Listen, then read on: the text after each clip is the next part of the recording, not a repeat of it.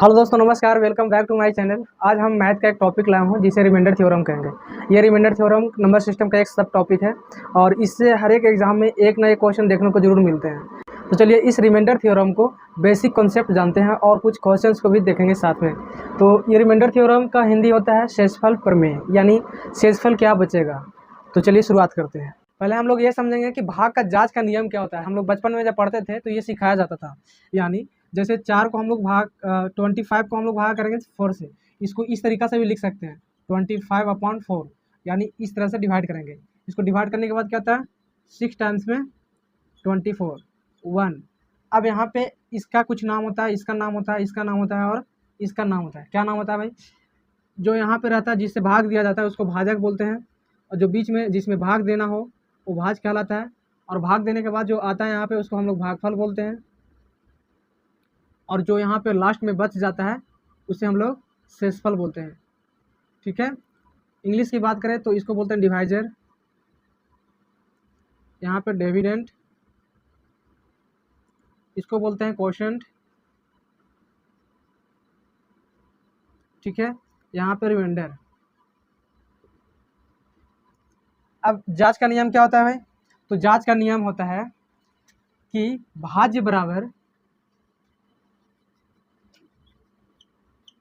भाजक गुने भागफल, इसके बाद जो बच जाएगा ना शेषफल उसको जोड़ देते हैं शेषफल। ठीक है। तो हम लोग समझेंगे रिमाइंडर, यानी हमें बस शेषफल से मतलब है। तो प्रश्न कैसे आते हैं एग्जाम में? प्रश्न पूछे जाएंगे, कोई एक्सप्रेशन दिया रहेगा और उसका रिमाइंडर आपको बताना है।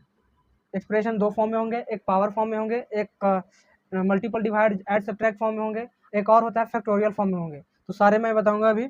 तो पहले नॉर्मल लेता हूँ, जैसे इस तरीक़ा से रहेगा,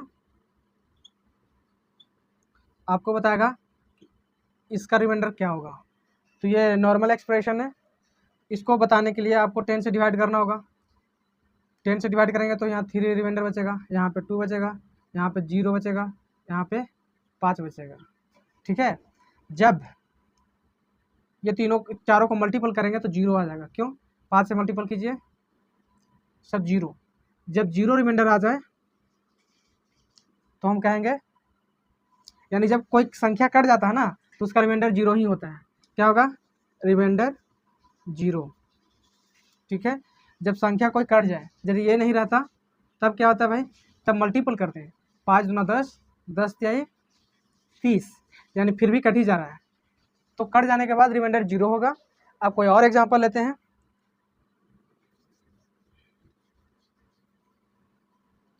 जैसे इसको करते हैं, ये कट नहीं रहा है, इसका रिमाइंडर कितना बच रहा है? 2। ये 2 रिमाइंडर होगा इस फॉर्म से। उसके बाद कोई भी भाग का इस फॉर्म में रहेगा उसका 2 रिमाइंडर होता है। कैसे? जैसे 4 से डिवाइड करेंगे तो इसका 1 2 होगा, एक और होता है, वो कौन सा होगा? -2। कैसे होगा भाई? इसको और छोटा वाला फॉर्म में हम समझेंगे। जैसे 10 से डिवाइड करते हैं 3 को तो एक होता है 1। यदि इस फॉर्म में हम चेक करेंगे तो एक दूसरा रिमाइंडर बचेगा जिसको हम लोग नेगेटिव और पॉजिटिव दोनों कहते हैं। ये पॉजिटिव हुआ, एक नेगेटिव आएगा 2। ये क्या हुआ? देखिए 3 से भाग करेंगे 10 में, 3 तिहाई 9, एक बचा। यानी इसको ऊपर हम चेक करेंगे तो यहाँ पे एक जोड़ने के बाद ये वेरीफाई हो जाएगा। ठीक है। जैसे 10 बराबर 3 गुने 3, यहाँ पर कितना जोड़े कि 10 आ जाएगा 1। ठीक है। इसलिए ये 1 जो है प्लस होगा। अब 10 बराबर 3 गुने 3, यहाँ पे हम कितना माइनस करें कि ये होगा, तो माइनस के लिए यहाँ पे 4 बनाना पड़ेगा, तब 12 होगा, और 12 में से 2 घटाएंगे तब 10 होगा। यानी ये -2 भी इसका एक रिमाइंडर होता है। इसका सीधा सीधे मतलब यह हुआ कि जो प्लस आएगा ना वो इसमें से घटा दें, वो माइनस वाला रिमाइंडर बचेगा। जैसे बड़ा लेते हैं, जैसे 48 है, 9 है, इसको डिवाइड करेंगे कितना आएगा? 5 बार में 45 यानी 3। ठीक है। तो इसका एक और रिमाइंडर कितना होगा? ये तो प्लस वाला आएगा, माइनस वाला क्या होगा? तो ये 9 में से 3 घटा देंगे यानी 6, ये रिमाइंडर बचा, ये प्लस वाला रिमाइंडर हुआ। यानी माइनस प्लस निकालने के लिए क्या करेंगे, जो भी प्लस वाला आएगा ना उसको 9 में से, या जो भी यहाँ पे डिवाइजर होगा उसमें से माइनस कर देंगे तो वो माइनस वाला निकल जाएगा रिमाइंडर। दो तरह के रिमाइंडर होते हैं, एक पॉजिटिव एक नेगेटिव। अब एक और पॉइंट समझते हैं, यदि कोई संख्या छोटा हो और उसका डिवाइजर बड़ा हो तो रिमाइंडर क्या बचेगा, तो रिमाइंडर वही ज्यों का त्यों बचेगा। जैसे 4 था तो 4 का 4 बचेगा, 5 से डिवाइड करेंगे नहीं लगेगा, जैसे 5 से भाग करेंगे 4 में नहीं लगा, 0 टाइम्स में, ये 4 क्या हुआ रिमाइंडर। इसका नेगेटिव क्या हो जाएगा, तो ये 5 में से 4 घटाएंगे तो -1, ये 4 हुआ पॉजिटिव, ये -1 जो हुआ नेगेटिव हुआ। ये था रिमाइंडर क्या होता है उसका डिफिनेशन। अब आगे समझते हैं प्रश्न के ऊपर। अब एक प्रश्न लेते हैं, उसको सॉल्व करने का कोशिश करते हैं। जैसे कोई प्रश्न है,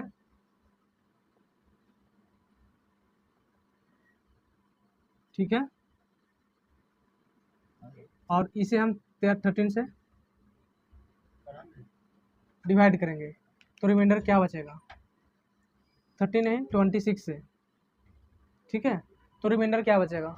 तो पहले हम इसको छोटा फॉर्म में चेंज करेंगे, क्या करेंगे छोटा फॉर्म में, यानी ये 2 से डिवाइड हो रहा है 13 टाइम्स, ये भी 2 से डिवाइड हो रहा है 17 टाइम्स, ठीक है।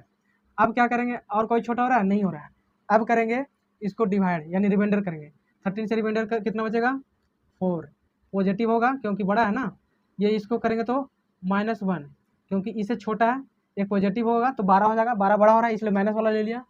अब ये 15 है तो क्या होगा +2, ये है बड़ा तो कितना है 5।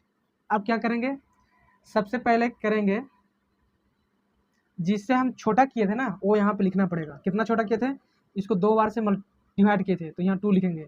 अब क्या होगा देखिए यहाँ पे 5 दूना 10, 10 और चौके 5 दूना 10, 2 चौके 40, और यहाँ पे माइनस है इसलिए एक माइनस है तो -40, और 13 से डिवाइड करेंगे कितना आएगा -1, क्या आएगा क्योंकि माइनस है ना, 13 × 39 एक बचा, माइनस को प्लस बनाने के लिए इसका हो जाएगा 12, क्योंकि ये 13 में से एक घट जाएगा 12।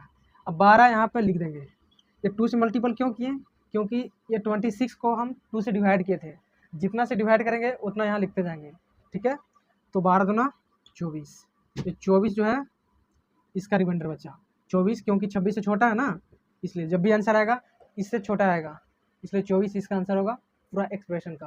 तो ये इसका मतलब ये था कि जब भी हम डिवाइड करेंगे कोई संख्या से वो यहाँ पे लिखना होता है, ठीक है। अब आगे देखते हैं, अब यदि इस फॉर्म में रहे तो क्या करेंगे, जैसे इस टाइप का क्वेश्चन रहे तो क्या करेंगे। तो यहाँ पे आपको ये भी समझना पड़ेगा कि कोई भी संख्या यदि ए फॉर्म में है तो यहाँ पे a+1, यहाँ पे n और a-1 a, ये दो तरह के प्रश्न देखने को मिलेंगे। मतलब क्या हुआ कि कोई भी संख्या यहाँ पे रहेगा उसका एक बड़ा का पावर कुछ रहे और यहाँ पे उसका एक छोटा का पावर कुछ रहे तो क्या उसका रिमाइंडर क्या होना चाहिए। तो यहाँ पे प्लस रहेगा तो n यदि सम रहे यानी ओड या इवन, हमेशा रिमाइंडर क्या बचेगा 1। बट यदि यहाँ पे माइनस लगा रहे यानी एक छोटा रहे तब क्या होगा, n जल्दी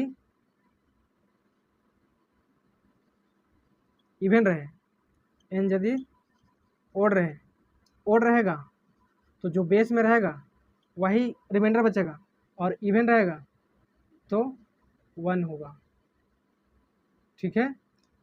इसको हम समझते हैं, जैसे यहाँ पे कुछ भी रहे, ये क्या है 7 है, 7 से एक छोटा है यानी 7 से एक छोटा है, ये फॉर्म में है, ठीक है। यानी अब पावर देखें, पावर क्या है सम संख्या है, सम संख्या रहता है तो क्या करते हैं 1, इसका रिमाइंडर क्या हो जाएगा 1। यही रहता है यहाँ पे 19 तो रिमाइंडर क्या होता बेस कितना है 6, इसका क्या हो जाता 6। यानी ये कॉन्सेप्ट भी आपको मालूम होना चाहिए कि यदि माइनस प्लस में रहे जैसे ये बड़ा रहेगा तो क्या होगा, फॉर एग्जांपल 8 रहे और 7 है और इसका पावर कुछ है, जो भी कुछ रहे तो रिमाइंडर क्या बचेगा 7 से एक बड़ा है और बड़ा रहेगा तो पावर में कुछ भी रहे रिमाइंडर हमेशा एक बड़ा रहना चाहिए, तो रिमाइंडर हमेशा क्या होगा एक ही होगा। क्यों होता है भाई, क्योंकि 7 से हम 8 में डिवाइड करेंगे तो कितना रिमाइंडर आता है 1, और 1 को पावर हम कुछ भी करेंगे तो क्या होगा, वो जो कहते हुए आएगा, यानी 1 ही होगा, इसलिए रिमाइंडर यहाँ पे 1 होता है। ठीक है, अब आगे देखते हैं।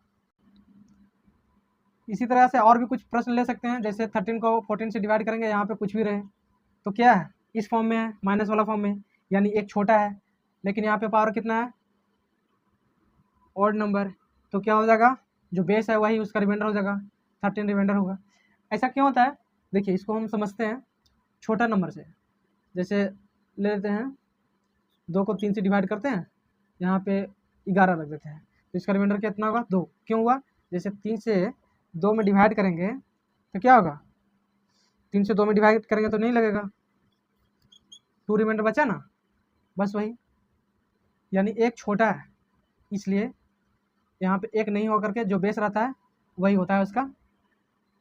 इसको हम दो तरह से समझ सकते हैं कि जब छोटा रहता है ना उसका रिमाइंडर हमेशा 2 होता है, यदि पावर ओड रहे, यानी यहाँ पर 2 रहता तो क्या होगा, 1 हो जाता, क्यों होता, क्योंकि इसका नेगेटिव क्या होता है, -1, और माइनस को हम इवन नंबर से पावर करेंगे तो हमेशा पॉजिटिव ही देगा, इसलिए। ठीक है, तो ये था ये कॉन्सेप्ट पे। अब आगे देखते हैं कुछ और। अभी इसके आगे इसको सॉल्व करने का 2 थ्योरम है, जिसको एक को बोलते हैं फर्मेट थ्योरम, एक को बोलते हैं विल्सन थ्योरम। तो पहले हम लोग समझेंगे फर्मेट थ्योरम क्या है। तो फर्मेट थ्योरम की बात करें तो ये होता है,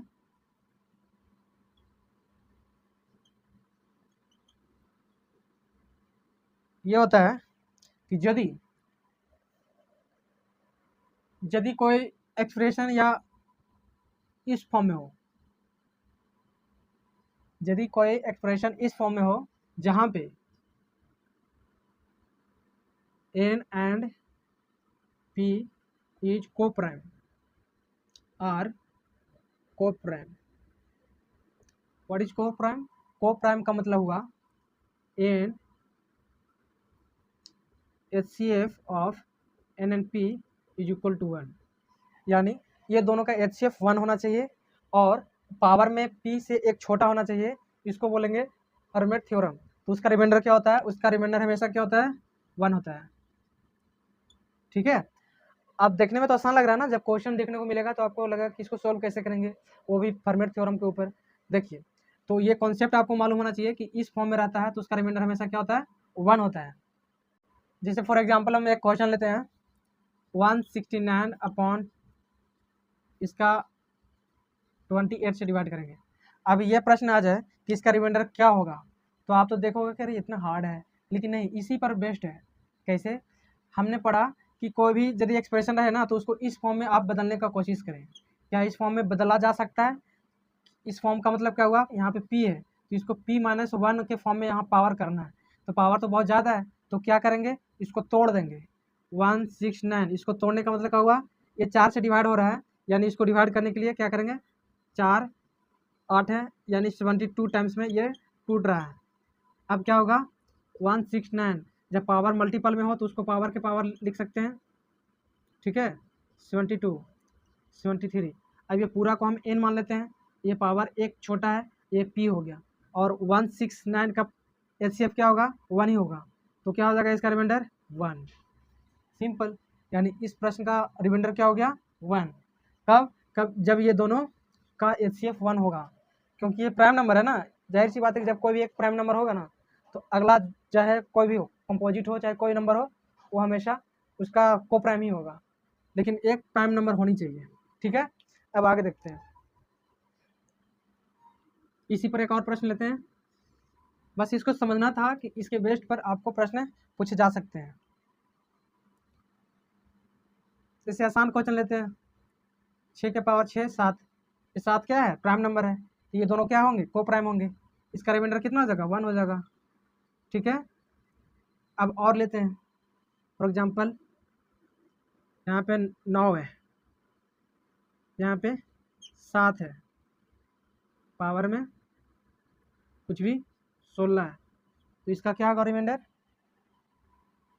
इसका रिमाइंडर होगा 7 को हम तोड़ देंगे तो ये n हो जाएगा ये p और p से एक छोटा है, रिमाइंडर क्या हो जाएगा 1। यानी आपको यदि बड़ा फॉर्म में रहे तो उसको इस फॉर्म में चेंज करना पड़ेगा, उसके बाद ये अप्लाई करना पड़ेगा, रिमाइंडर जो आएगा वो आंसर होगा। फॉर एग्जाम्पल एक हम हार्ड क्वेश्चन लेते हैं इसी पे, जैसे 7 के पावर 82 है, इसको हम डिवाइड करेंगे 11 से, इसका रिमाइंडर क्या बचेगा। ठीक है, तो आपको इसको क्या करना है, छोटा फॉर्म में चेंज करना है। तो इसको छोटा फॉर्म यानी पावर में क्या होना चाहिए 10 होना चाहिए, तो 10 तो होगा नहीं क्योंकि 10 से डिवाइड कर रहे हैं तो नहीं हो रहा है, तो 80 हो रहा है ना, यानी 7 के पावर 80 लिख सकते हैं, तब 10 में हो जाएगा। और जो 2 बचा है उसको अलग लिख सकते हैं और यहाँ 11 रहेगा, इस फॉर्म में हम चेंज कर सकते हैं। अब आगे देखिए, इसको हमको 10 में चेंज करना है तो क्या करेंगे 8 से डिवाइड करेंगे, यानी 8 से मल्टीपल करेंगे जो भी, 7 के पावर 8 और यहाँ पे 10 मल्टीपल 7 के पावर 2 11। अब क्या होगा, अब देखिए इस फॉर्म में आ गया ना, यानी ये हो गया n, ये हो गया p, p से एक छोटा, इसका रिमाइंडर क्या बचा 1। लेकिन ये 11 इसके लिए भी है, 7 7 49, 11 से डिवाइड करेंगे तो कितना आएगा, 49 को 11 से डिवाइड कीजिए, 11 चौके 44 यानी 5 मल्टीपल 5 यानी पॉजिटिव में 5, यही रिमाइंडर होगा इस प्रश्न का। तो देख रहे हैं इसका महत्व कितना है। चलिए अब अगला चलते हैं, विल्सन थ्योरम क्या होता है। अब हम लोग देखेंगे विल्सन थ्योरम, इसको फैक्टोरियल फॉर्म भी बोलते हैं, फैक्टोरियल।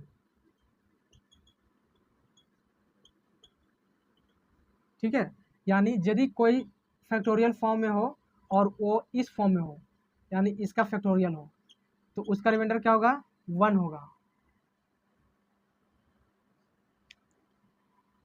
1 नहीं, -1 होगा। क्या होगा -1।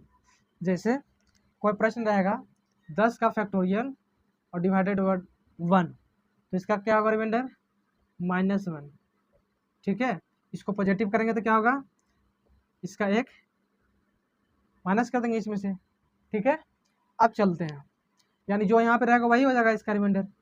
ठीक है, लेकिन तो ये क्या था कि यदि कोई फैक्टोरियल फॉर्म में हो p-1 में, जहाँ पे p क्या है, p इज प्राइम नंबर, क्या है प्राइम नंबर। ठीक है, जैसे एक और प्रश्न लेते हैं, कोई प्राइम नंबर लीजिए, 13 प्राइम नंबर है, यहाँ पे 12 होगा, 12 का फैक्टोरियल, इसका रिमाइंडर हो जाएगा कितना -1। पॉजिटिव की बात करें तो 12 घटा, ये एक घटा देगा ना तो 12। तो इसको बोलते हैं विल्सन थ्योरम। इसका यूज भी कहीं कहीं है, लेकिन ज़्यादातर फर्मेट थ्योरम का यूज है। इसको भी जानना जरूरी था कि यदि इस फॉर्म में रहे तो उसको हम आसानी से चेंज कर सकते हैं। फैक्टोरियल का मतलब क्या होता है, 12 फैक्टोरियल का मतलब हुआ 12 से मल्टीपल आप करते जाएँ 1 तक। ठीक है, या 1 से मल्टीपल करते जाएँ 12 तक, कहाँ तक 1 तक, या इसको इस तरह से लिख सकते हैं 12 तक, इसी को बोलते हैं फैक्टोरियल फॉर्म। अब इसको डिवाइड करेंगे तो क्या होगा, 13 से डिवाइड करेंगे तो क्या होगा, तो -1 डायरेक्ट, और पॉजिटिव पूछे तो 12। ठीक है, तो ये है 3 पॉइंट। इसमें क्या मतलब हुआ कि यदि 4 का पावर कुछ भी रहे और 6 से डिवाइड करना हो तो हमेशा रिमाइंडर कितना बचेगा 4। फॉर एग्जांपल हम ये इसे समझ सकते हैं कि 4 के पावर 15 है, उसको डिवाइड कर रहे हैं हमें 6 से, तो डायरेक्ट क्या आंसर होगा 4। एकदम ट्रिकी है ये। जैसे इसको 6 से भाग करेंगे 4 में तो रिमाइंडर क्या होगा 4 ही होगा, और 4 को मल्टीपल करेंगे तो क्या होगा,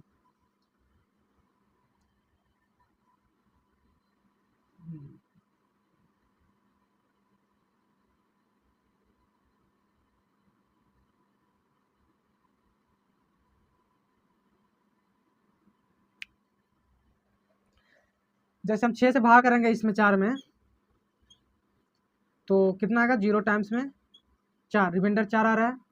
अब 4 को हम 2 बार मल्टीपल करेंगे, 4 चौके 16, एक बार में 4 ही आया रिमाइंडर, 2 बार में फिर 6 से डिवाइड करेंगे फिर 4 आ रहा है, फिर 3 बार में कितना आएगा, 4 चौके 16, 16 चौके 64, 6 से करेंगे तो फिर 4 ही आ रहा है। यानी जितना मल्टीपल करेंगे और 6 से डिवाइड करेंगे तो उसका रिमाइंडर ऑलवेज क्या होगा 4 ही आएगा। उसी प्रकार 10 में यदि पावर कुछ भी रहे 6 से डिवाइड करेंगे तो भी रिमाइंडर कितना आएगा 4 आएगा। तो जैसे 100 है या ये रहेगा, आपको 6 से डिवाइड करने बोल दे तो क्या होगा 4, डायरेक्ट आंसर। ठीक है, इस टाइप के प्रश्न देखने को मिलते हैं। यदि आपसे कोई पूछे कि ये है और ये तो कम है, यदि 10 के पावर 100 दे दे, आपको बोल दे यहाँ पे 6 से डिवाइड करना हो, तो क्या हो जाएगा? कुछ नहीं, पावर में कुछ रहे, डायरेक्ट आंसर 4। ठीक है।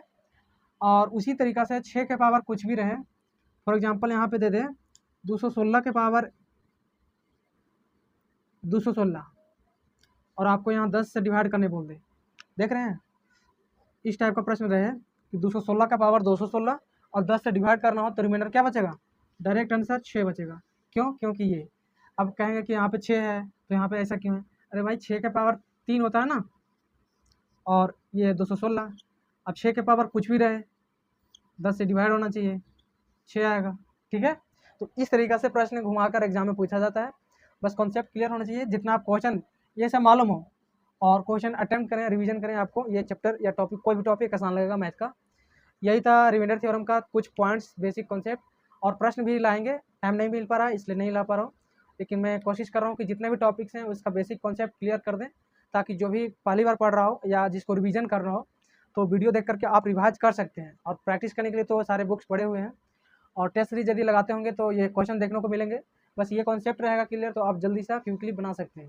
उम्मीद करता हूँ कि वीडियो आपको पसंद आया होगा। यदि आपको वीडियो पसंद आया होगा तो अपने दोस्तों के साथ शेयर करें। वीडियो देखने के लिए बहुत बहुत धन्यवाद।